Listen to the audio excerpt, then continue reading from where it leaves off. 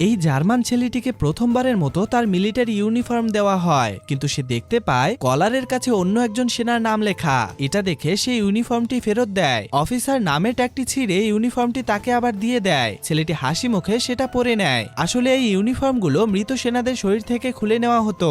এরপর কারখানায় রক্তের দাগ ধুয়ে বুলেটের ফুটো সেলাই করে নতুন সেনাদের পরিয়ে দেওয়া হতো। ছেলেটি অনেক উৎসাহ নিয়ে বন্ধুদের সাথে যুদ্ধক্ষেত্রে পৌঁছায়, কিন্তু তাদের এই হাসি বেশিক্ষণ টিকলো না। হঠাৎ ফ্রেঞ্চ সেনাদের গোলাবর্ষণ শুরু হয়। তখনই বিষাক্ত গ্যাস ছড়িয়ে পড়ে। ছেলেটি তাড়াতাড়ি গ্যাস মাস্ক পরে নেয়। রাতে আকাশে ফ্লেয়ার জ্বলে উঠতেই আবার ভয়ঙ্কর বোমাবর্ষণ শুরু হয়। ছেলেটি ভয়ে একটি গর্তে লুকিয়ে থরথর করে কাঁপতে থাকে। পরের দিন সকালে সে গর্ত থেকে বেরিয়ে দেখে পুরো ট্রেঞ্চ লাশে ভরে গেছে।